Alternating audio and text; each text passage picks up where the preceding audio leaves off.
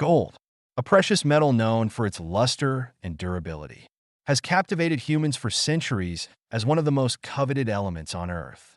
Gold has been prized for its beauty, value, and symbolic significance. With its distinctive yellow hue and unique properties, gold has played a central role in human history and culture. So, what are the methods for mining gold? Mercury's ability to amalgamate with gold has made it a useful tool in mining. But this method also comes with significant risks. Mercury has been used to extract precious metals like gold and silver since 750 BC. While techniques have varied across different periods and regions of the world, the use of amalgamation, an alloy of mercury with another metal, has shown historical similarities to modern practices. According to IFL Science, mercury is a chemical element that belongs to the transition metal group, exists in a liquid state, and has the symbol Hg and atomic number 80. In nature, mercury can exist in various forms: elemental metal, inorganic forms, which are harmful to people working in industries with a risk of exposure to toxic substances, such as chemical plant workers, and organic forms, such as methylmercury, which people can be exposed to through food. Depending on the form, the toxicity and adverse effects of mercury on human health vary. Mercury is found naturally in the Earth's crust. Mercury is released into the environment through volcanic activity, weathering of rocks, and human activities. Among these, human production activities are the main cause of mercury emissions into the environment, especially thermal power plants, coal-fired furnaces, domestic coal combustion for heating and cooking, industrial centers, waste incinerators, and the consequences of mining mercury, gold, and some other metals.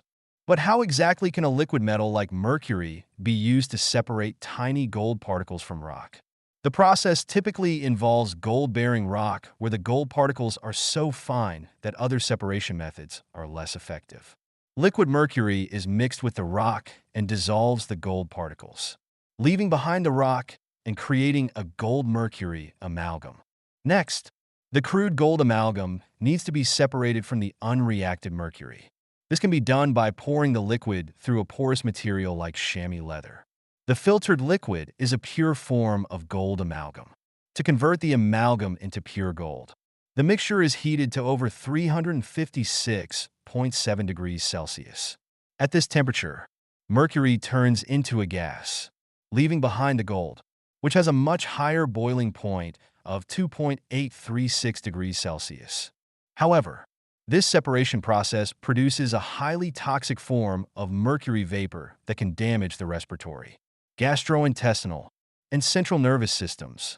Symptoms of mercury vapor inhalation include difficulty breathing, vomiting, and headaches.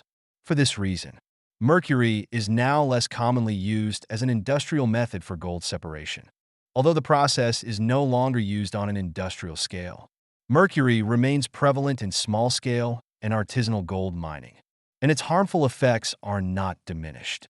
According to a 2018 paper, such activities are now the largest source of mercury pollution on Earth, with over 1.000 tons of mercury vapor released annually. Additionally, areas that still employ this separation method include many impoverished and exploited communities. An estimated 10 to 19 million people use mercury for gold mining in over 70 countries.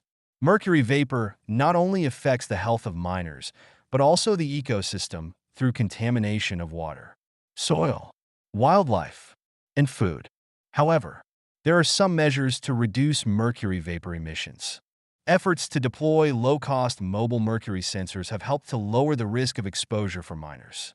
With the help of scientists, environmentalists, public health officials, cheap, mercury-free mining techniques that are easy to scale up are being introduced, along with measures to prevent mercury from affecting fish and crops. Thanks for watching.